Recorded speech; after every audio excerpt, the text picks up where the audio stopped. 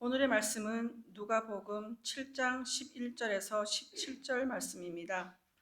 그 후에 예수께서 나인이란 성으로 가실새 제자와 많은 무리가 동행하더니 성문에 가까이 이를 때에 사람들이 한 죽은 자를 메고 나오니 이는 한 어머니의 독자요 그의 어머니는 과부라.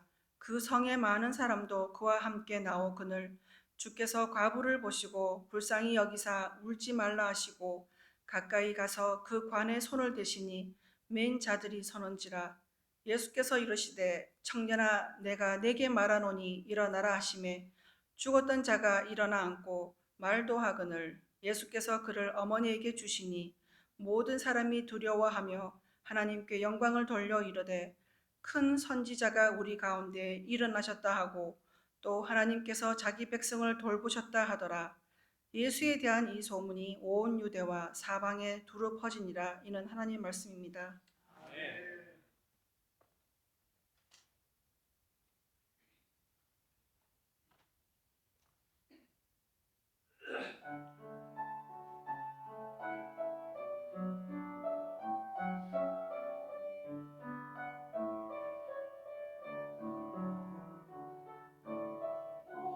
마을 사슴시내 물을 찾아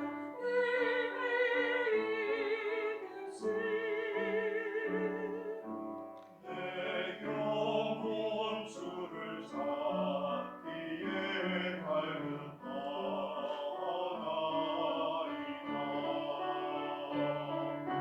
주님 나의 힘 나의 방패 나의 찬송아 나의 마음 전성 다 바쳐서 주님 경배합니다.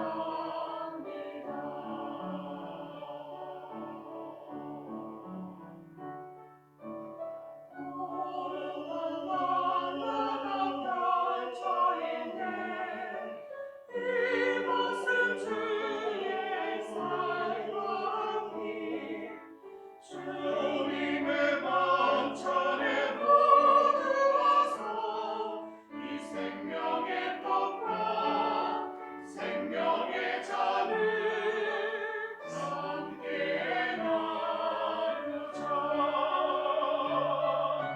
조금씩 드리고도 주님께서 주셨다. 사랑의 주 선물이라 이 생명의 떡과 생명의 잔을 함께 나누자. 은보라 귀한 나의 주님 내게 만족 주신 주 당신만이 나의 힘은 나의 장모네. 주님 나의 힘 나의 방패 나의 찬송아 주님의 만찬에 모두 와서 이 생명의 떡과 생명의 잔을 함께 나누자.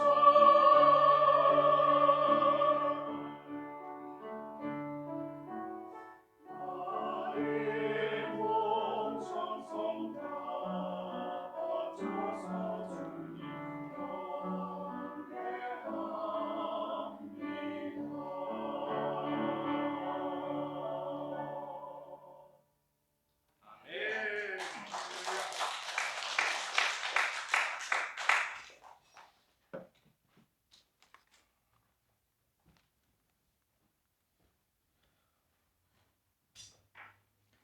오늘도 목마른 사슴 되어서 참된 위로를 주시는 우리 말씀 앞에 나오신 저와 여러분 된 줄 믿습니다. 아멘. 귀한 찬양 감사합니다. 그리고 우리 이은정 지사님 한국 방문 동안 반주로 섬겨주신 우리 강민호 지사님 다시 한번 감사드립니다. 오늘 말씀은 참된 위로, 누가복음 7장의 말씀을 통하여서 참된 위로라는 말씀을 전하도록 하겠습니다. 2023년은 전 세계가 코로나의 상실과 아픔으로부터 회복되어 가는 해인 것 같습니다. 코로나19 전염병으로 전 세계가 함께 아픔과 고통과 격리의 삶을 보낸 지 3년이 지났습니다. 그리고 올해는 나라 곳곳에서 코로나 스트레스로부터 해제가 되는 분위기입니다. 상대방이 더 이상 마스크를 쓰지 않고 나에게 대화를 해도 무섭지가 않습니다. 이제는 가끔 앞에 있는 사람이 말하다가 침이라도 튀기기라도 하면 반갑기까지 합니다. 언젠가는 저 침들이 미사일처럼 나를 공격하는 것 같았는데 지금은 반갑습니다. 우리가 얼굴의 절반을 가리고 서로를 대면했었는데 이제는 내 얼굴과 그 사람의 얼굴을 마주보며 대화할 수 있는 것. 마주보기 때문에 서로의 비말도 칠 수 있었던 그 관계들을 지난 3년 동안 너무 무서워했었습니다.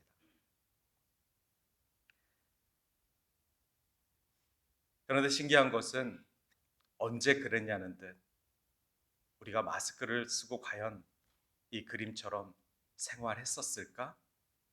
잊혀져 가고 있습니다. 마스크를 쓰고 살았던 격리되었던 그 많은 고통들은 잊으셔도 좋습니다. 그러나 코로나 시국 가운데 사랑하는 이들을 먼저 보냈던 가족들, 코로나로 인하여서 가족의 아픔을 먼저 겪었던 수많은 이웃들의 아픔은 우리가 너무 쉽게 잊지 않았으면 좋겠습니다. 그 가운데에는 먼저 배우자를 보낸 가정도 있을 것입니다. 심지어 자식을 먼저 코로나로 보낸 가정도 있을 것입니다. 이웃도 있고 친구도 있었을 것입니다. 정말 그 사람 착한 사람이었는데 코로나 바이러스가 도대체 무엇이길래 그 바이러스를 이기지 못해서 저 좋은 사람이 저렇게 갑자기 갔나. 이런 아픔도 있을 것입니다.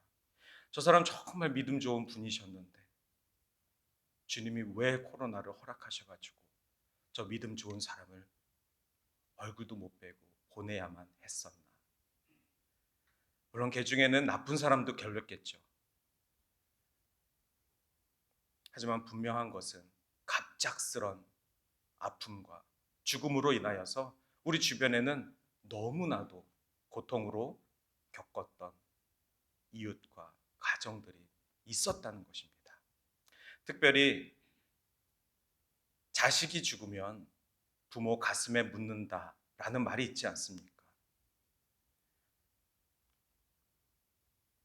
예전 작가님이셨는데 유명한 작가님이시죠. 박완서 작가님. 그 작가님이 남편을 먼저 병으로 세상에서 떠나보내고 그 해에 아들을 교통사고로 잃었다고 합니다. 그 아픔이 너무나도 커서 매일매일 일기를 썼는데 그 일기를 모아서 한 권의 책을 만들었습니다. 그 책의 제목은 한 말씀만 하소서. 이 책을 왜 썼는지 잠깐 말씀드렸기 때문에 이 기도문이 결코 은혜롭지 않다라는 것은 알 수 있습니다. 남편을 먼저 보내고 자식을 먼저 보내야만 했던 한 어머니의 기도문. 주님, 한 말씀만 하소서. 이 책에는 이런 문구가 있습니다. 원태야, 원태야, 우리 원태야, 내 사랑하는 아들아, 이 세상에 내가 없다는 게 그게 정말이냐? 하나님도 너무하십니다. 이 아이는 이 세상에 태어난 지 25년 5개월밖에 되지 않았습니다. 잔병 한 번 치른 적이 없고 청동기처럼 단단한 다리와 매달리고 싶은 튼튼한 어깨와 짙은 눈썹과 우뚝한 코와 익살을 잘 부리는 입을 가진 준수한 청년입니다. 걔가 또 앞으로 많은 일을 할 텐데 이 젊은 의사를 왜 이렇게 빨리 데려가셨습니까? 아들 잃은 아픔을 하나님께 토해내며 한 말씀만 해달라고, 주님의 위로하심과 주님의 그 이유를 듣고 싶은 어머니의 기도였습니다. 아마 이 글은 먼저 자식을 보낸 모든 어머니의 마음을 대변하는 기도 아닐까 합니다. 어머니의 기도가 있다면 아버지의 눈물도 있습니다. 작년에 돌아가셨죠. 이어령 선생님. 이 시대 최고의 지성인이라고 불렸던 이어령 선생님도 평생 예수님을 믿지 않고 살다가 10년 전에 외동딸이 암에 걸려 그리고 앞이 보이지 않는 병까지 얻어서 이어령 선생은 이렇게 기도합니다. 믿지 않는 사람이었지만 신이시여, 우리 딸에게 빛을 돌려주시면 남은 생을 주를 위해 살겠습니다. 이렇게 헌신하고 정확하게 7개월 있다가 그 따님이 앞을 보게 됩니다. 그리고 약속대로 2007년도 70대에 세례를 받으시고 그리고 남은 생은 주를 위해 사시다가 작년에 하나님께 돌아가셨습니다. 그 딸도 앞을 보게 되었지만 결국은 암으로 2012년에 세상을 떠났습니다. 미국에서 변호사로 활동하던 딸이었고 그리고 병을 얻어 이 병에 대한 고민 끝에 하나님을 만나고 목사가 되었던 딸이었습니다. 그리고 믿지 않는 내 아버지를 위해 계속해서 권면하고 내 마지막 소원이 아버지가 예수를 만나는 것입니다. 그 소원 들어드리고 하나님께 돌아갔습니다. 박완서 작가님이나 이어령 선생님께 참된 위로는 무엇이겠습니까? 두 분 다 소중한 아들, 딸을 먼저 보낸 고통스러운 아픔밖에는 없었던 분들이었습니다. 그러나 어두움과 죽음의 그 그늘 아래 슬퍼하는 자들에게 우리 예수 그리스도께서 찾아오셔서 참된 위로자가 되어주셨습니다. 그것은 죽은 아들이 다시 살아 그들에게 찾아왔던 기적과도 같은 위로가 아니었습니다. 영적 죽음의 상태였던 내 아버지를 예수 그리스도가 찾아오셔서 그분을 나의 구주로 모시는 한 사람의 고백. 그것이 바로 이 세상에서 우리가 얻을 수 있는 가장 고귀한 참된 위로라는 것을 이 두 경우를 통하여서 우리가 보게 됩니다. 오늘 말씀은 이것과 너무나도 비슷한 예수님 시대의 이야기입니다. 예수님과 그를 따르는 무리가 갈릴리 남동쪽에 나인성이라는 곳에 가까이 이르렀을 때였습니다. 성문 가까이 이르렀을 때 성에서부터 한 죽은 자를 메고 오는 행렬을 마주치게 됩니다.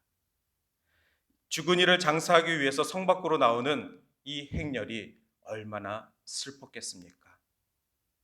그런데 성경은 이 상황이 단순히 어떤 한 사람의 죽음을 뜻하는 것이 아니라 원죄를 갖고 태어난 모든 인류가 어떤 상태였는지를 비유하고 있습니다.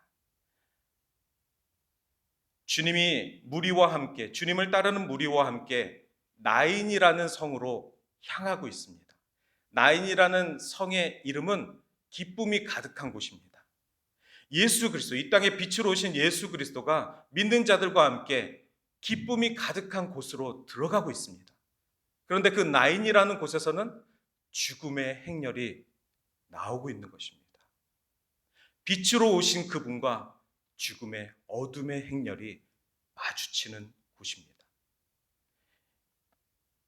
또한 성경은 이렇게 표현합니다. 그 죽은 이가 과부의 외아들이라는 것을. 과부는 어떤 여성이죠? 남편이 먼저 죽은 홀로 남은 여성입니다. 생계를 할 수 없는 가난한 상태의 사람입니다. 외아들은 어떤 상황입니까? 자식이 없는 과부는 차라리 룻처럼 새로운 시집이라도 갈 수 있지. 아이라고 하나라도 있어가지고 이 아이를 지키겠다고 생계를 감당하며 아이를 보살필 수밖에 없는 상황이라는 것을 성경은 우리에게 시사하고 있습니다. 나인성, 기쁨이 가득한 그 성에 과부, 외아들을 둔 과부, 얼마나 대비되는 상황입니까? 남편을 잃고 모진 세월을 살아오는 동안 그래도 살아갈 힘이 되고 위로가 되었던 것은 아마 그 아들이었지 않았을까 합니다. 아들이 장성해서 청년이 되었으니 이제 좀 의지할 수 있지 않았을까.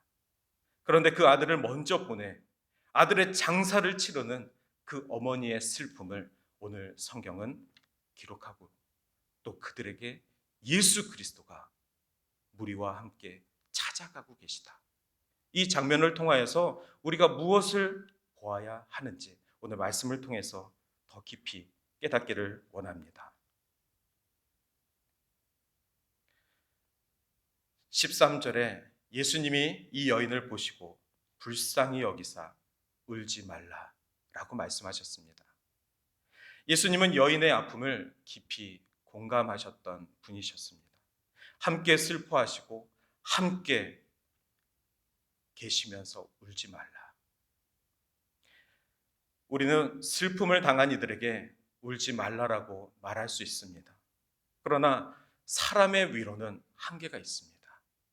왜냐하면 그 사람도 언제 울 만한 일을 겪을지 아무도 알 수 없기 때문에 그렇습니다. 내가 다른 사람들을 충분히 위로한다라고 생각했지만 나도 언제, 아니 내일이라도 내 삶에 어떤 문제가 잘못되어서 그만큼 위로가 필요한 상황이 될지 모르기 때문에 사람의 위로는 한계가 있습니다. 그러나 우리를 위로하시는 참된 주님, 예수 그리스도의 위로는 다릅니다. 예수님은 우리를 의와 사망의 권세에서 구원하시기 위해 이 땅에 오신 우리의 하나님 되십니다. 할렐루야. 이제 그 예수님께서 이 장래 행렬에 다가가셔서 손을 대시면서 죽음을 그 행렬을 멈추게 하시고 내가 네게 말하노니 일어나라. 청년아, 내가 네게 말하노니 일어나라. 이렇게 선포하셨습니다. 죽은 자를 향하여서 죽음의 행렬을 하는 그 무리를 향하여서 내가 네게 말하노니 자는 자여 일어나라. 이것이 예수님이 죽음을 향하신 죽음을 대면하셨을 때 그의 입을 통해서 하신 말씀입니다. 우리는 예수님의 말씀과 예수님의 가르침으로 살아가는 자들입니다. 그러니 우리가 죽음을 맞이하였을 때 죽음의 어둠의 행렬, 슬픔의 행렬, 고통의 이웃이 우리 앞에 있을 때 우리가 무엇을 말할 수 있습니까? 그를 눈물로 위로하는 것은 한계가 있습니다. 내가 너의 아픔을 다 안다. 내가 다 겪어봤다. 이것 또한 한계가 있습니다. 청년아, 일어나라.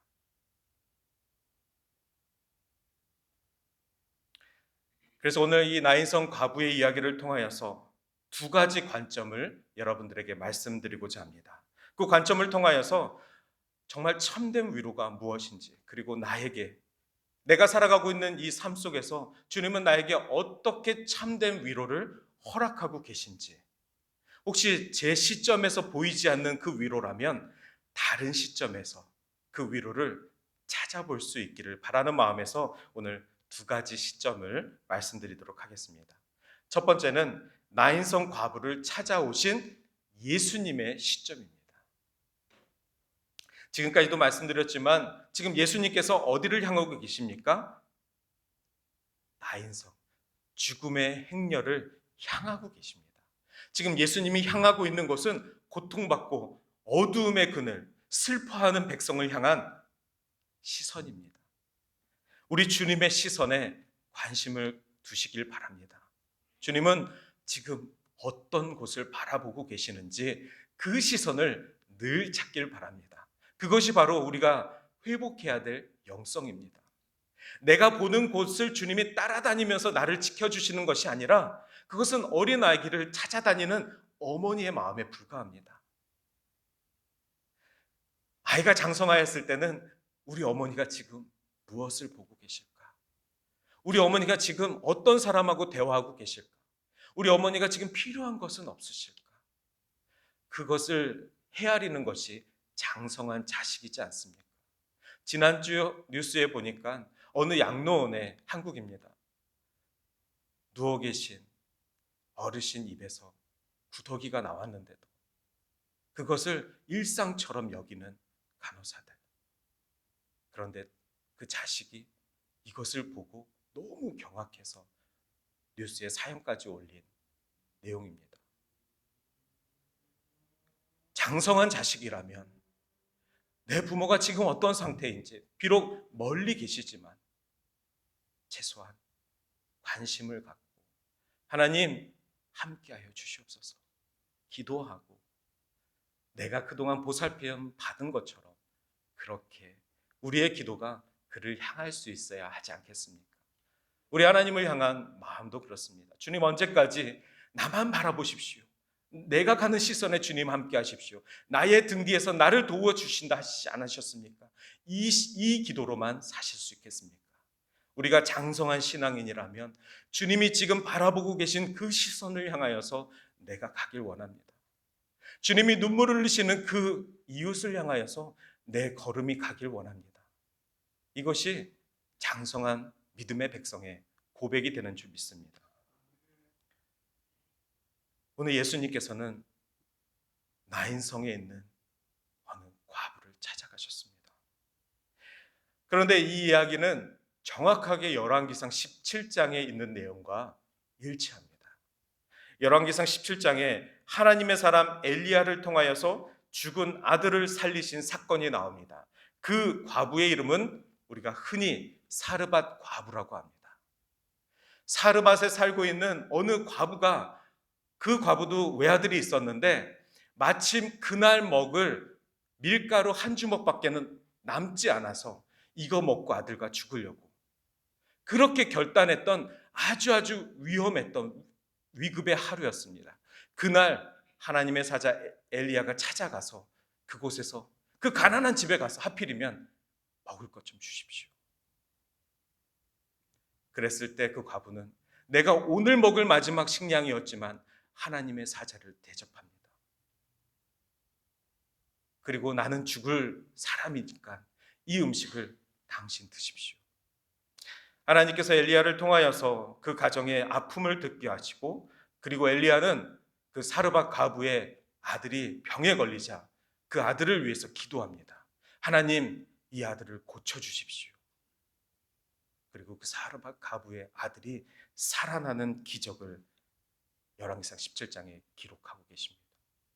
우리 예수님도 이 이야기를 이미 아셨을 것입니다. 엘리야의 이야기 사르밧 과부와 예수님의 이야기 나인성 과부는 모든 스토리와 대상이 같지만 결정적으로 한 가지가 다릅니다. 그것은 무엇이냐면 엘리야는 능력이 없어서 하나님께 이 생명을 살려달라고 간구해야만 했습니다. 하지만 예수님은 어떻습니까? 하나님의 아들, 살아계신 그리스도이십니다. 그러니 그의 말 한마디라면 죽었던 청년도 다시 일어나는 기적의 역사를 이루신 것입니다. 청년이여 일어나라. 잠자는 자여 일어나라. 예수님의 이 한마디가 능력이고 기적인 줄 믿습니다. 우리 예수님께서는 죽은 사람을 다시 살리실 수도 있는 분이십니다. 우리를 사망 권세에서 죄에서부터 구원하실 수 있는 유일하신 분, 그분이 바로 부활하신 예수 그리스도 우리 주 하나님이십니다. 요한복음 11장 25절에서 26절에 예수님이 나사로를 찾아가셔서 이렇게 말씀하십니다. 나는 부활이요 생명이니 나를 믿는 자는 죽어도 살겠고 무릇 살아서 나를 믿는 자는 영원히 죽지 아니하리니 이것을 내가 믿느냐. 사랑하는 동산교회 성도 여러분, 예수님은 나사로와 과부의 아들을 살렸을 뿐만 아니라 자신이 몸소 죽으신 그 십자가에서, 그 무덤에서 살아나신 우리의 주인 되십니다.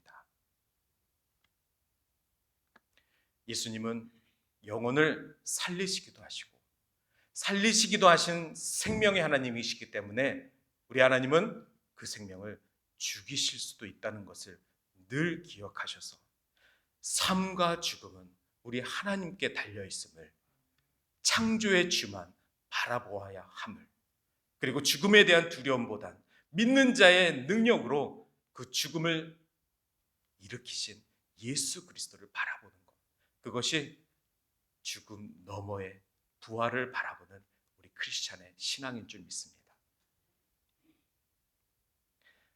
예수님께서 사역을 마치시고 나인성으로 가실 때 수많은 무리들이 예수님을 따랐다고는 했습니다.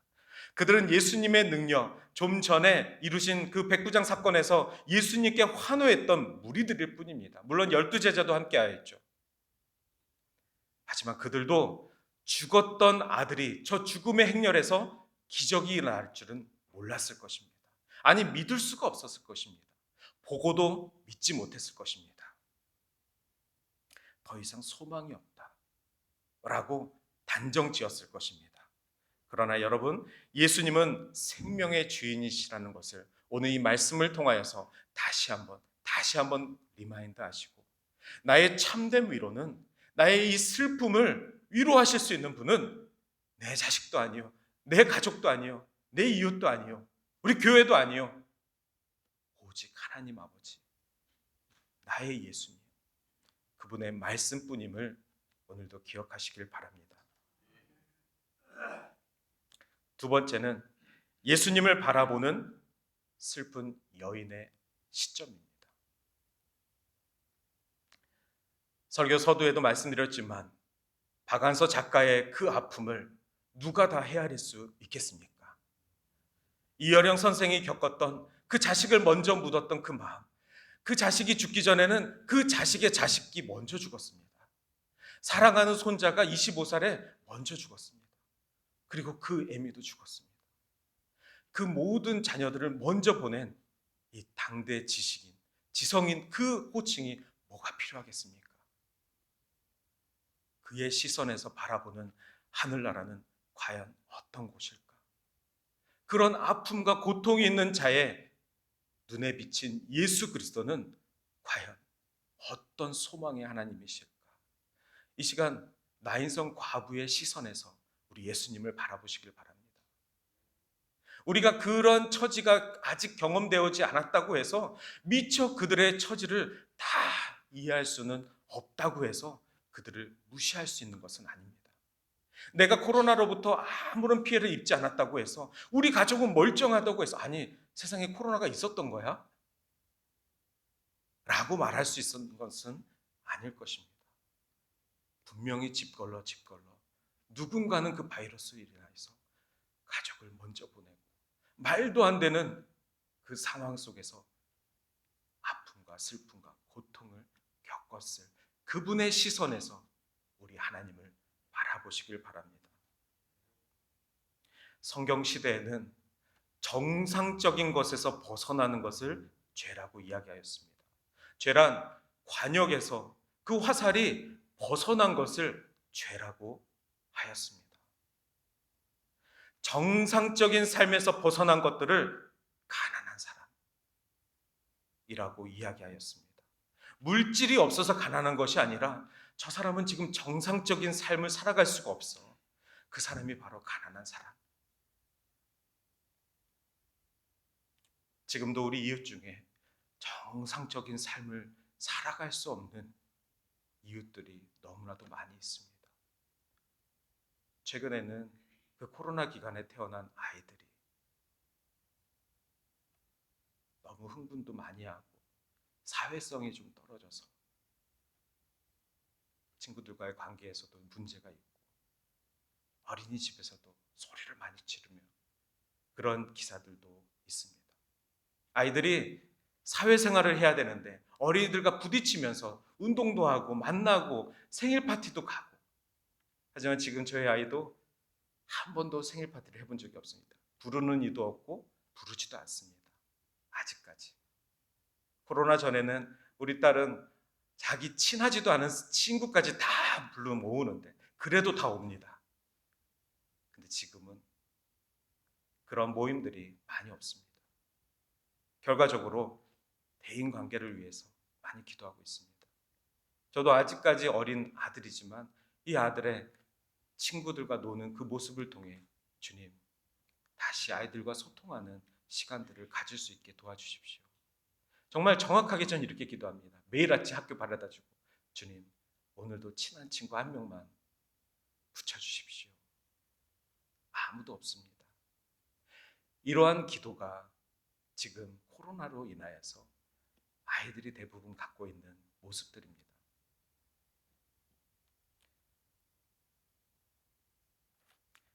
당시 성경시대의 삶은 아버지 그늘에서 자란 딸은 결혼해서 남편의 보호를 받아야만 합니다. 남편이 먼저 가면 그 집에 있는 아들의 보호를 받아야만 했습니다.